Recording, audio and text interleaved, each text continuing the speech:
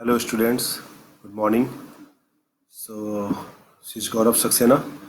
Now after diffraction and interference, full explanation, I am going to explain the coherence and visibility. This is what in another unit we are starting now, and little bit of idea of coherence I have already given in the interference, but let us discuss it in more detail. So the topics which I want to cover in this particular talk is that coherent and incoherent sources, their definition, their meaning. Two types of coherence are there, temporal and spatial. So I'll go into detail, and then the visibility. This visibility is related to measure of degree of coherence. Then these four topics I will cover, probably two in this lecture and two tomorrow. So what I mean of this coherent and incoherent sources. So any of the light, suppose we deal here, starting with the incoherent light. The property of any light source which do not have any definite phase relationships, and they all are called as incoherent sources. Now we should learn properly that how the light source or the light come. So usually in our day-to-day life, the sources which we deal are based on the phenomena of emission, and specifically saying that this emission is actually spontaneous because we provide the energy to the system. It means the atoms get excited and they move from ground state to any of the state, upper state. And the excited states are having a lifetime which is very small, 10 to power minus 8 second only. And then the electron return back spontaneously. So it's very important. So once they return back spontaneously, so we have the spontaneous emission of photons. And we never know that in which phase the photon will come. The subsequent photon will come in which phase. This is very important. It means all these photons are actually having their random phase. And that is why there is not a constant phase relationship. You cannot predict the next phase. You cannot predict the phase of next photon or subsequent photons.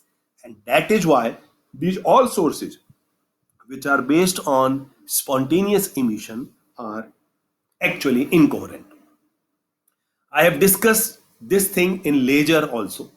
I'll keep your the lasers topic now more clearly in my few next lectures. But yes, laser is one of the example where the light is actually coherent, because in lasers we deal with the emission which is not spontaneous, which is the emission which is called stimulated emission. I have told in my earlier class also. So that emission consists of the photons which are having their constant phase relationship. It means if suppose there is lambda by 4 path difference between the two photons, and it will be constant always. So these kind of sources are coherent sources. However, in day-to-day life or whatever the sources you deal in the all sources are actually incoherent in nature. So this is very important. So we have, it shows the random motion between emitted wave. So yes, and then the property of any light source of major definite phase correlation. So we have these kind of sources as a coherent sources. These are of two type, spatial and temporal. And no light source is perfectly coherent. Should be very much clear. But laser light is highly coherent. I'm not saying it's 100%, but definitely laser is one of the example for the highest coherent light, which we use actually in our life wherever this kind of light is necessary. These are some of the examples of coherent and incoherent. This is what people are surrounding here, but they are incoherent because there is not a constant phase at all.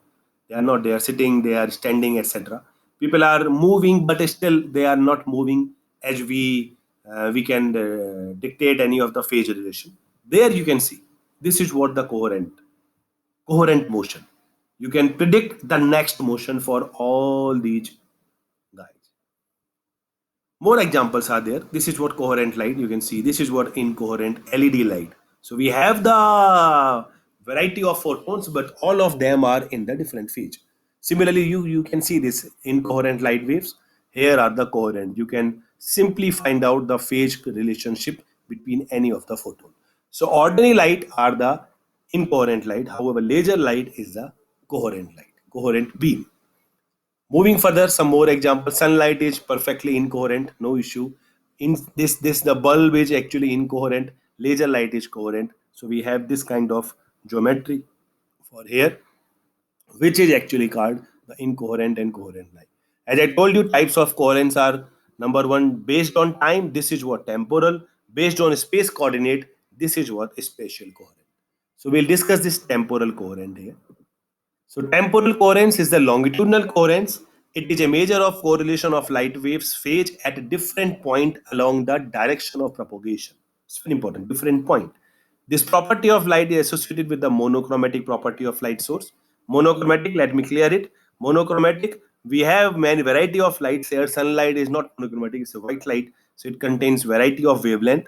Usually monochromatic means which the light having single wavelength, and that is monochromatic property. So we will discuss his temporal coherent, which is directly associated with the monochromatic property of the light source. So the more temporal coherence, it means we have the more monochromatic light. It is explained by the lifetime of atoms in excited state.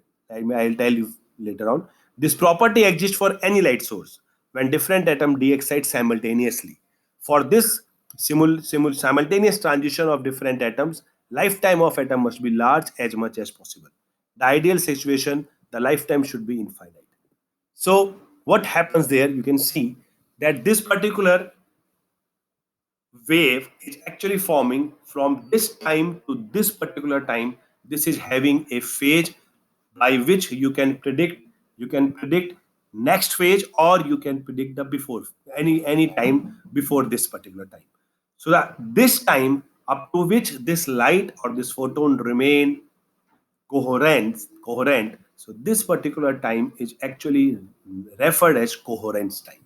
So this is also denoted by tau. It may happen that phase may change from here. It may happen phase may change here.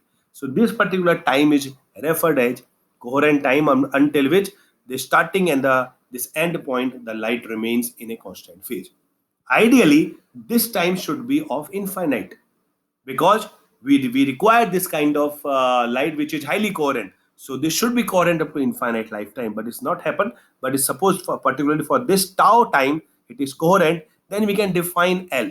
This is the coherent length, and you can multiply with the velocity of light c. So c into tau will provide you L. This L is coherent length. So we can say that for this particular time the light is coherent. For this particular length, this is what L. So for this particular length the light is coherent. So this is what wave train of an atom that has finite lifetime in excited state. So this will give you the finite lifetime. Here we required that suppose there this for an ideal particular wave, this should be of infinite extent. So coherent time, we can say tau is delta t. This is a difference, and that is equal to 1 upon delta nu. So coherent length you can define as L equal to c into tau. Now tau you can say 1 by delta nu. So c by delta nu. We know nu is c by lambda. So you can calculate delta nu here. So delta nu will be minus c by lambda square. If you differentiate this 1 by lambda, so this will give you 1 by minus 1 by lambda square delta lambda, and hence you will get c by lambda square delta lambda. So the quality factor which defines by Q, the quality factor means we require this delta lambda, lambda by delta lambda. And this quality factor, if you require this quality factor as large as, it will define the more quality. If it is large, you require delta lambda should be very, very small. And this delta lambda should be very, very small, will give you the high quality of light, high quality coherent light. So we can say this L is equal to C tau is C by delta nu. You can put this value of delta nu here, you can put the value of C here, then you will get lambda square by delta nu, or lambda into Q. So ultimately the more quality factor will give you the more coherent length. The more quality factor will give you when this delta nu will be very, very small. And hence this is associated with the length which is associated directly with the tau. So this kind of coherence is actually temporal coherence. You can see this is what we require, the high temporal coherent. This is what the small coherent length. Then we have this delta lambda there. Now the delta, as I told you, delta lambda should be as small as possible. So this delta lambda, we are making this delta lambda small, smaller, and here delta lambda 0. So if you put delta lambda 0, then ultimately this quality factor should be infinite, your coherent length will be infinite. and it's very important. So delta lambda 0 will only happen once we have only one single wavelength light. I think it should be very much clear. We have this delta lambda, it means we have the lambda ranging from this to this, and it will give you lesser infinite light than L. And that means if you reduce this delta lambda to this particular single line, then your coherent length will be infinite. That is why I said it. This infinite coherent length is directly related to the one lambda. It means we have the high monochromaticity.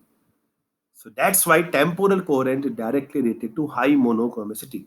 If there is high monochromicity, there is only one wavelength, we have the infinite coherent length. If the wavelength range is as large, suppose larger, then we have very light, very low coherent length. And that is why laser is a good option, because laser contains high monochromicity. And that's why if laser emits one single wavelength light, then we have the infinite coherent length. So for today, this is all about. Tomorrow we will discuss a little bit more for special coherence. Thank you.